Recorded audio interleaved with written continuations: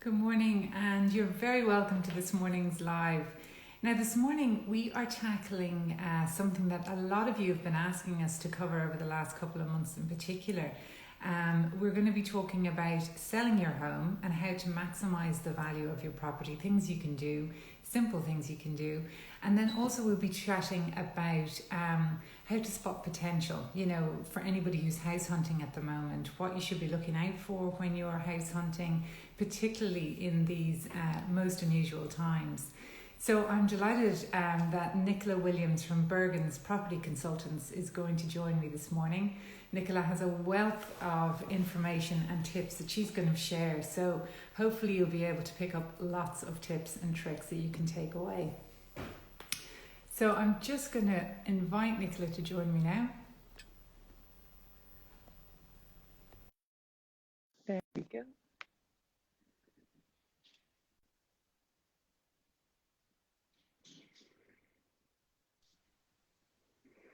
Good morning. Hi, Nicola. Hi, Denise. How are you? Happy Saturday. Absolutely. And listen, thank you so much. It's Saturday's probably very busy days for you typically. They are. Thanks for taking this time out. No, you're very good. I'm enjoying having a coffee and not showing house. Fantastic. Brilliant. And I hope everybody else is enjoying a coffee as well at the moment. Well, listen, I would hope so. Thanks so much. I was just saying in the intro, this is something that we've had lots and lots of requests from people, particularly people selling houses actually, asking what can they do? Is it photography? What is it? What should they invest in? And then also we've lots of clients who are house hunting, some people really struggling to find something. So I just thought the perfect person to talk to is Nicola. So thank you so much. Well, thank you for having me. I can identify completely with the people who are looking for houses because we sold our house last year and we're hunting this year. So yeah, I do appreciate that side of it. It is difficult. The market is poorly served at the moment. We're hoping to see a little bit more stock come on, but you're asking the wrong person about looking for houses. I pass that duty on to my husband. I'm too busy doing my day job. Yeah, look, selling a house is kind of, we view it as a bit of a holistic thing.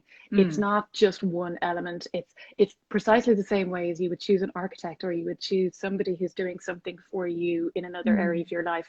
It's all about relationships. Yeah. So we're very small. We're a very small family firm. So there's a small number of us. We take what we do very kind of personally. We're invested in how we approach people and how we attempt to help them to move on in their life, because these are all quality of life issues and time of life issues.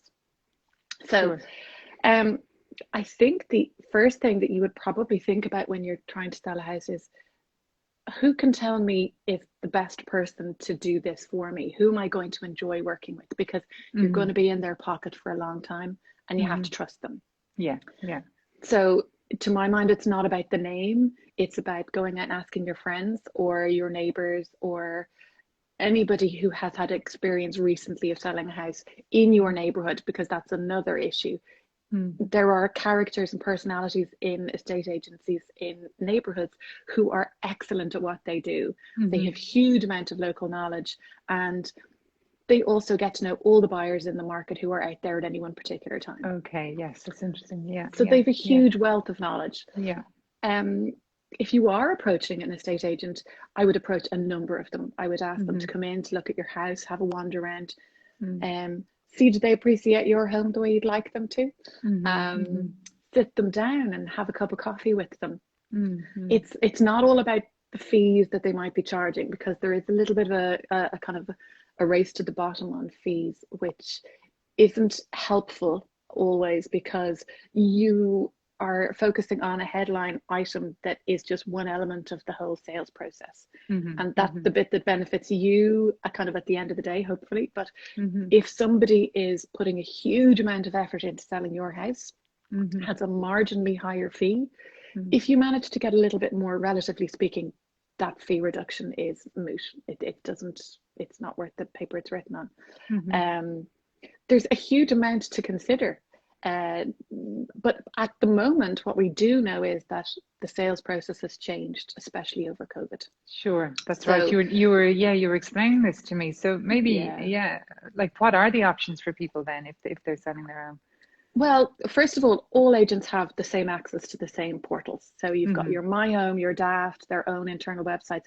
But a lot of these sales portals also feed out into other sales portals. So property.ie, rent.ie, for example, they filter out.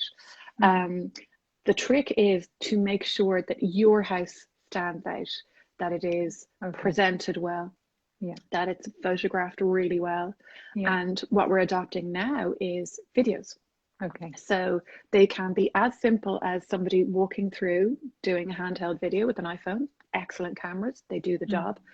Or bringing in a video production company to do a more slick kind of presentation.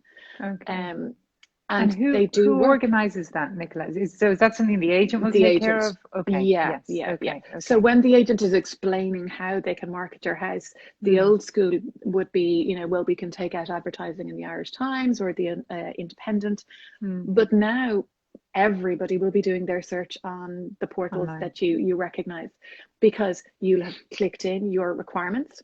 You'll have your search criteria set up. So that as soon as an ad goes live for a house that ticks your boxes, you'll get an email. So you want to make sure that your house ticks as many of those boxes and sends out alerts to all the right customers or purchasers in the market. In COVID, because we were not permitted to show houses, the videos were vital. And they're still very important, because we are very much restricted in the number of people we can have in a property on a Saturday, for example. So where we would previously have had an open viewing for 20, 30 parties, we now have to make sure that we slot them all in a 10, 15-minute intervals, depending upon the size of the house. They have to fill in a COVID form, obviously, but it also means that we have to make sure that they're genuine buyers, because it's very valuable time. If 30 people want to see your house, you want to make sure that those 30 people are very genuinely there to see the property. Because as I know this morning, Sarah, for example, will be at a house where she'll be there for the matter of 2 hours, showing over 8 to 10 parties. Previously, they could have all walked through the house in the first 15 minutes. So it's a very different process. So what we try to do is, the video helps a lot with the initial stages. And when people are inquiring, we say, have you seen the video? So we created a YouTube channel, like most of the other agencies have started to do.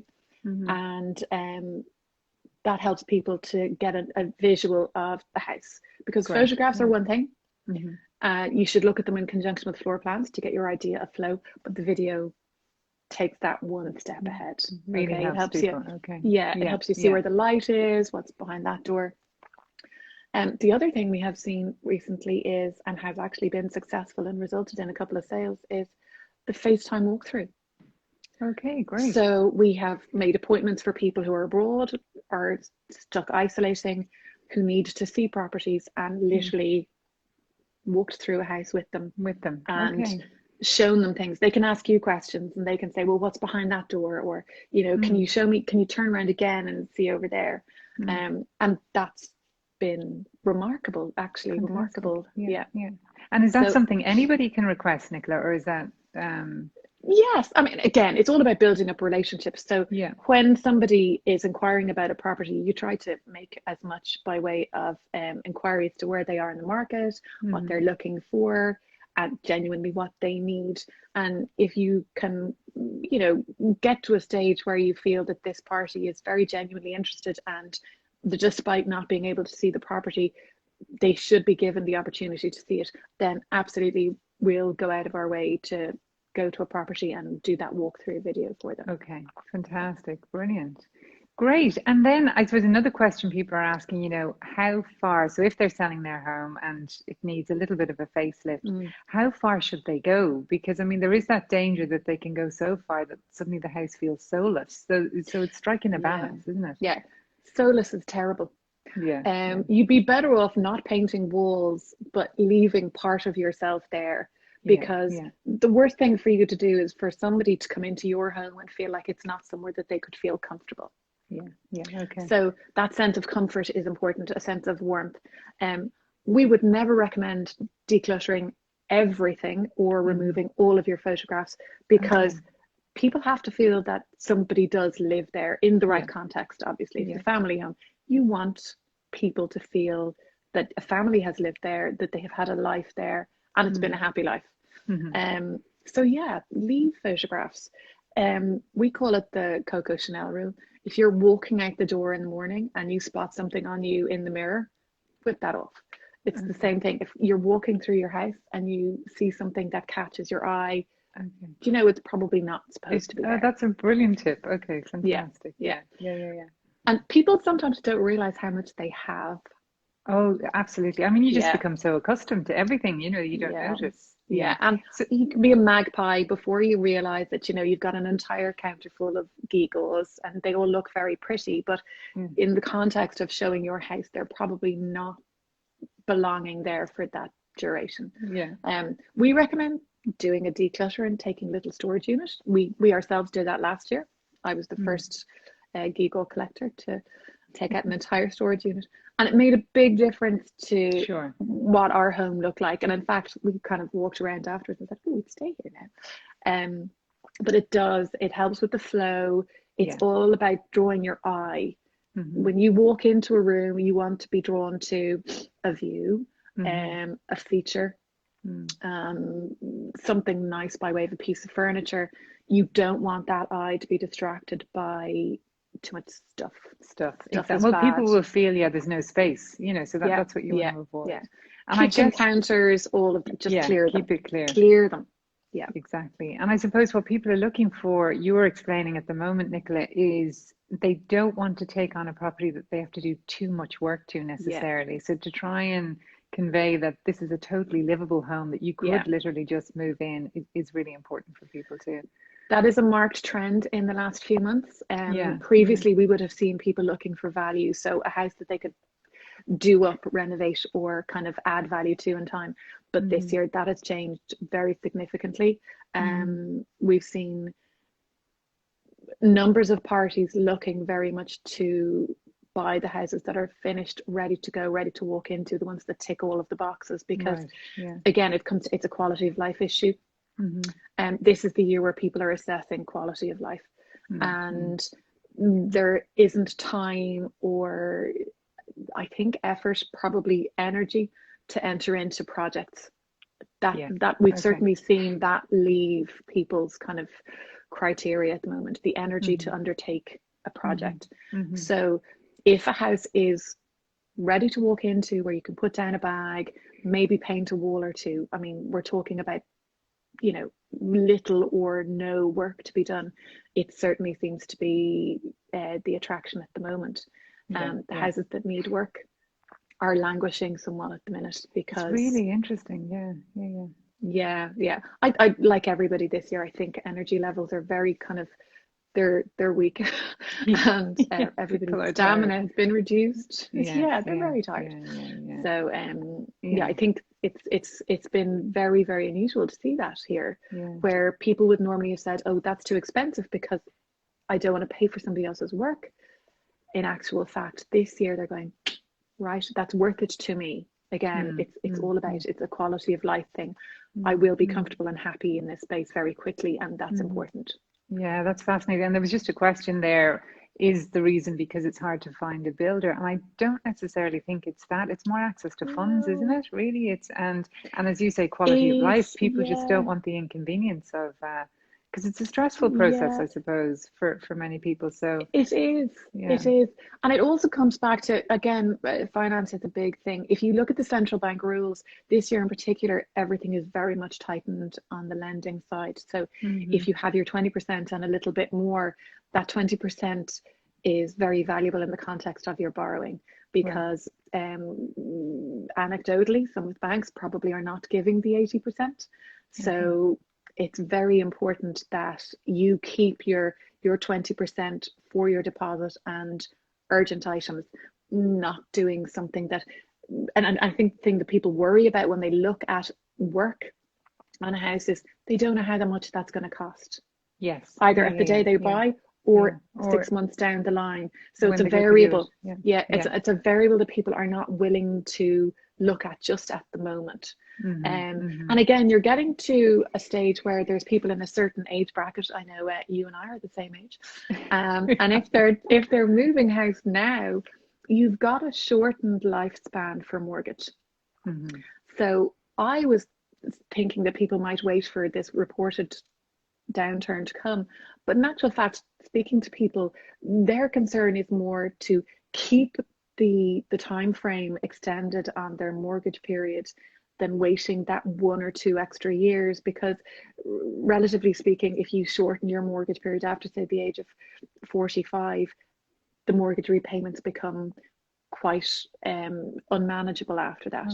So again, it's quality of life issue. It's knowing they want to have a certain amount of money to spend monthly and to manage that, and they'd rather pay for a good house now to be settled, again, get into that quality of life position, and then, you know, look at doing something maybe later down the line, but not be committed to expense.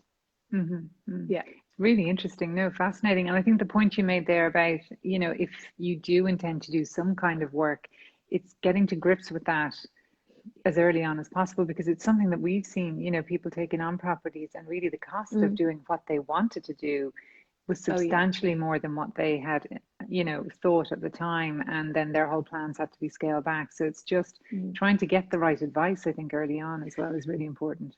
It's hugely important, because people have a view that they've seen things on television or in a magazine or on Pinterest, and you know, once you go into a house and you start peeling away at the structure, you know yourself, it's all very well saying, I would like to have these lovely windows done, but then if you start taking things apart and discover that there's an additional problem there, that there might be a little bit of rot or damage or damp or wiring that, you know, didn't come up in a survey, which it should, by the way, everything adds up.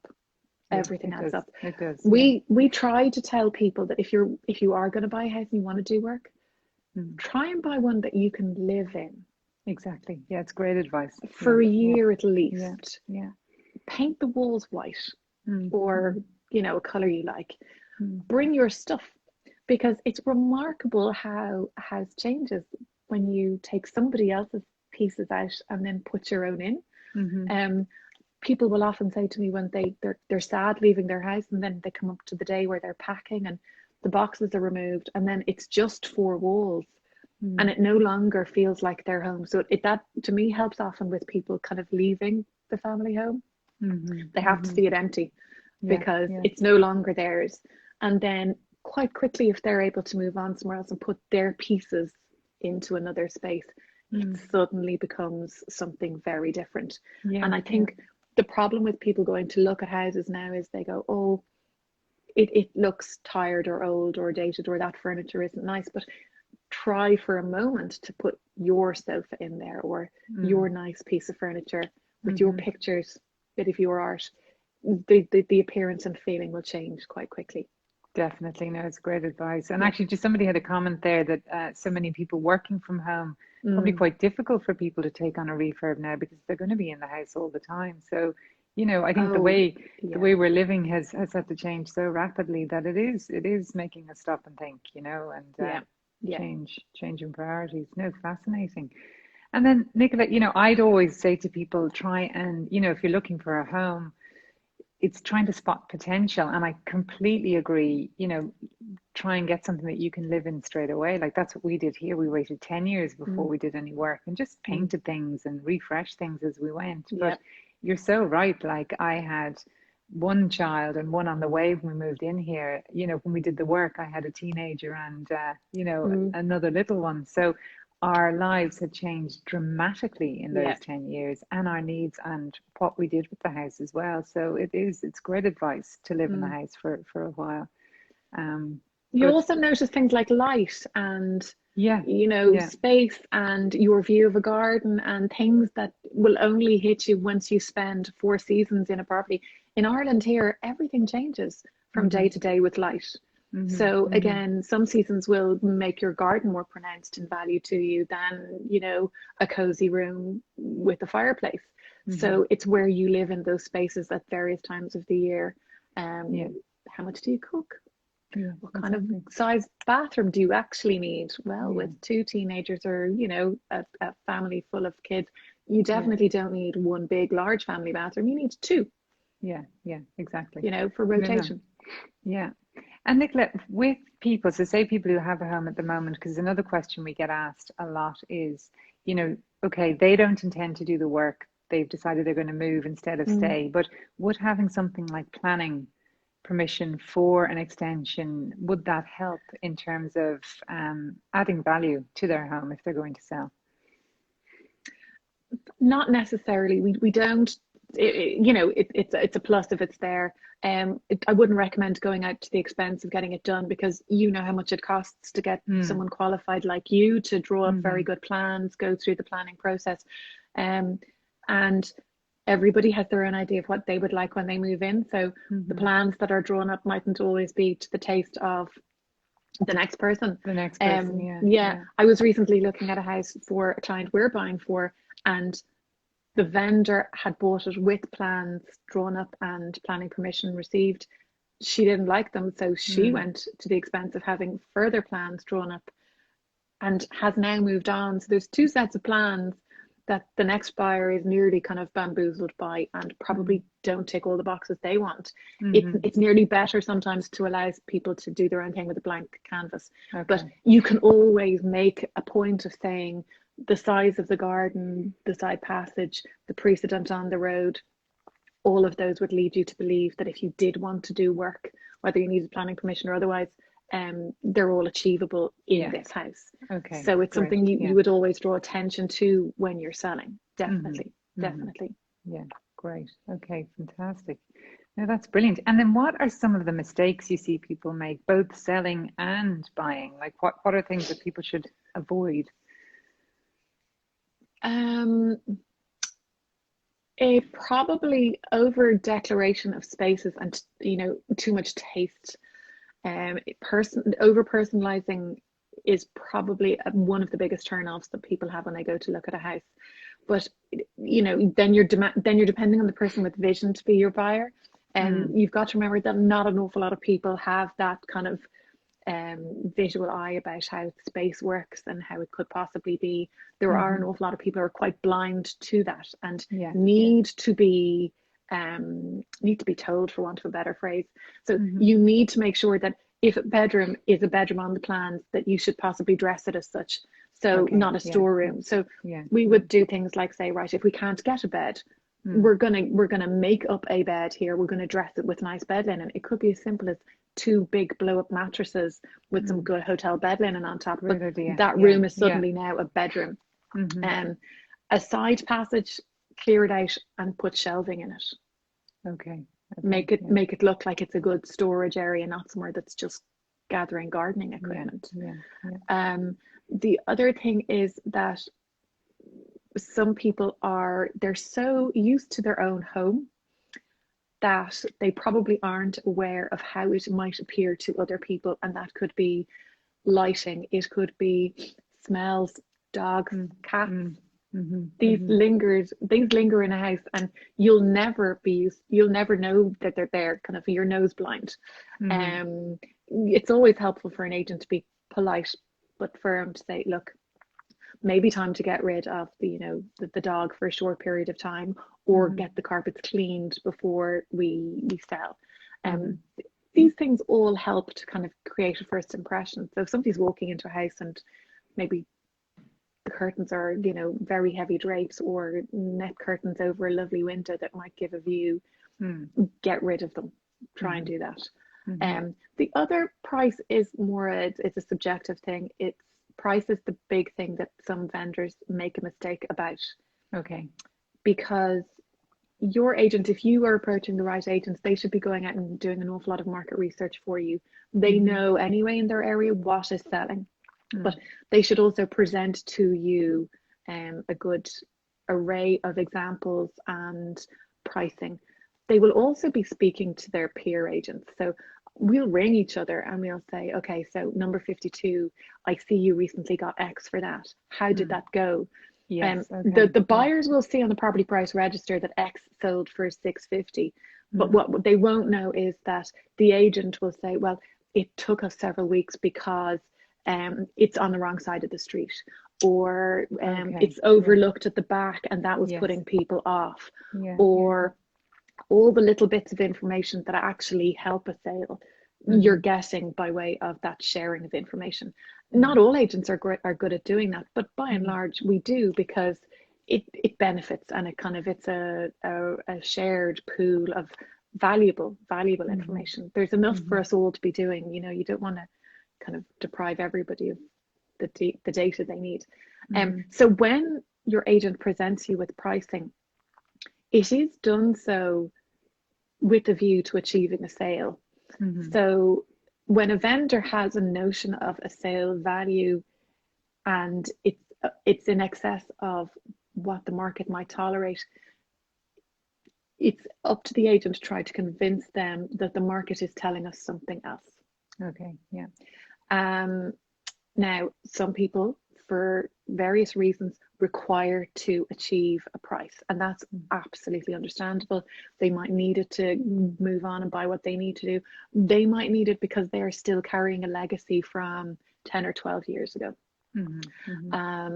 So you do have to weigh up all of those bits of information and be kind of aware of them. But pricing is very important, because with pricing and good presentation, you should get people to view a property immediately. Yeah. Okay. If your presentation is good and people are not coming to viewings or even inquiring, then you can tell that pricing is a problem.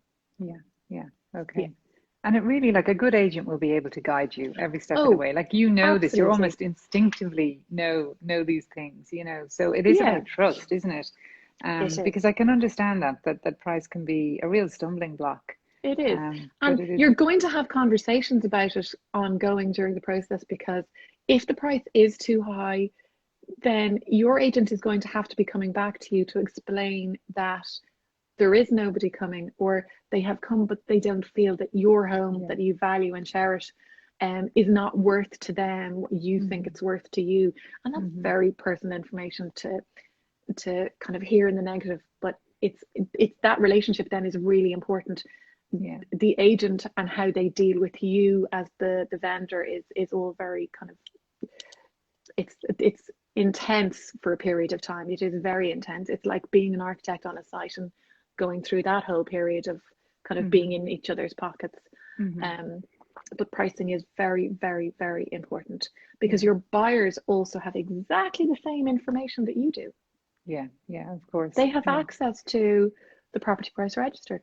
Most of them will have been looking for a very, very long time, given the market that we're in. So, we know people who are out there looking for 3-4 months longer. And some of them even turn up at viewings with us and they have a notebook and pen. They know what X houses on the road sold for. They know now, because they've priced them up, how much it's going to cost to do the windows or a roof or wiring or whatever. They're armed with information. They're semi-professional house buyers at this stage. So trying to make people buy something at a price that the market is not tolerating at a particular point in time is futile. Sure. And Nicola, just on that, when you're preparing to present your house, I suppose, I was thinking about a lot of the show houses that we would do, and when we're coming up with those schemes, our starting point is the target market, and it's all about those particular people. Should you approach that in the same way? And is that something that the agent will say, look, your area is perfect for whatever, young families, whatever it might be, and then let that dictate how you dress the house to a certain extent? To a certain extent, yes. So for I remember selling my grandfather's house when he died years ago, and it was very much laid out for how they lived, with 2 separate armchairs and what I call the nursing home arrangement in the living room. So when both my grandparents passed away, what we did was we went in and we took a week to think about who the target market was, as you say, because it was in that area that we were definitely selling to. And we simply removed what furniture we could, dressed beds, remade rooms into their original designated purpose, and made one room a playroom, for example. So not a dining room like they used to have, because no one uses a formal dining room anymore. And the success is quite remarkable, because people cannot visualize for themselves. A lot of people can, but certain people can't. So you need to give them a visual, and you can do that without spending a huge amount of money. Without spending a huge amount of money. And I think that is the point, Nicola, you know, because I think it might scare a lot of people. Oh my goodness, I'm going to have to repaint the house, whatever. But I love that tip that you gave, that perhaps people are using particular rooms to do certain things, like a laundry room or whatever, but turn it back into a bedroom if you're selling, because that's what people are looking for. So that's a great tip, I think. Great so advice. the one we normally see at the moment is that the converted attic space is a home office. That's great, and that's fabulous for, you know, you as you're living at the moment. But what we would suggest while you're selling it is get a bed up there. If it is a fire regulated room, and it has a door, and it can be used as a bedroom, dress it that way. You know, it won't it takes zero effort really to put two blow up mattresses on top of each other up in a room like that, just to even give the indication of the space, because space is another thing that people have difficulty conceiving of. Will I get a double bed in that room? Yes, you will. We'll put one in. So third and fourth bedrooms, the small bedroom, I'd always try to make sure that you get a bed of good size in a bedroom like that, to show that it can be a good bedroom. If you can't, then don't. Well, true. Don't draw attention to that. No, that's a really, really good point. Like, don't try and force something. Don't cram because them. That's going to be even worse. And even at the moment, Nicola, would say with the box room, you know, the classic box room, would a home office be better now to showcase than a small bedroom in one of those rooms? Because we've definitely seen the trend away from the small apartments in town, and certainly the requirement even at the corporate level is now not for kind of a standard house with just a couple of a family room and a kitchen dining room. If corporate people are here, they will need a designated room in which to work. So those things are very important. And I mean, we would see that trend as well. A lot of our clients asking for space to work from home. A lot of inquiries about that sort of thing. So great. And then we have a couple of questions just about the property market. And do you think it's going to drop? I mean, it's impossible to say. And then somebody saying that they've noticed that houses that were sale agreed pre-COVID are now back on the market at a lower price. So some that were sale agreed pre-COVID fell down during COVID for a variety of reasons. Unfortunately, some people had their lending pulled. Other people just decided they wanted to change their minds. But by and large, any of those, even the ones that we've had, were sale agreed again and are sold. So there was certainly a COVID bounce afterwards. If they're back on the market and they're not selling now, pricing is a problem. Because properties are selling. There are a couple of reasons why. If, for example, you've sold your house and you are carrying a tracker and you need to buy a house within 6 months, it doesn't really matter about what might be coming down the line. Again, it's a quality of life issue. You want to carry that tracker, you're going to buy now. That could be a function of why we're seeing some pent-up demand. Again, the age group, it's need to buy a house. If we wait a year for something to come down the line, that's a year into a reduced, again, mortgage cycle. So again, repayments will be greater. And Irish people are very pragmatic about, they're buying a house. If they're buying a property now, they're probably buying it for 10 to 15 years minimum. So if there is a price drop 5 or 10%, we're a very cyclical nation here. We ride our way around peaks and troughs all of the time. So if you're looking at 10 to 15 year cycle, you'll ride out any drop that's going to come in the next year. It could be bad. Who knows? But again, that quality of life issue has been raised this year. Wouldn't it be better to be comfortable in a home that we know we can afford the monthly repayments. Again, people are very careful about what they're spending. So even if it comes, wouldn't it be better to be in a home, sorted, settled, ride it out, be comfortable? Because we know what it's been like this year to be confined to your house. Yes. You have to be comfortable where you're living. It's very important. So important. And no more so than this year, to prove that your four walls are the most important place in the world. Yeah, yeah. And I think that's what's driving a lot of this now is, we're not seeing as many houses come onto the market this year as I'd hoped, but again, I say that every year, but certainly more than we had seen during the year. So again, even my own alerts coming into me, telling me what to look at, they've increased over the last few weeks, which is always a very good sign. Really good sign. No, fantastic.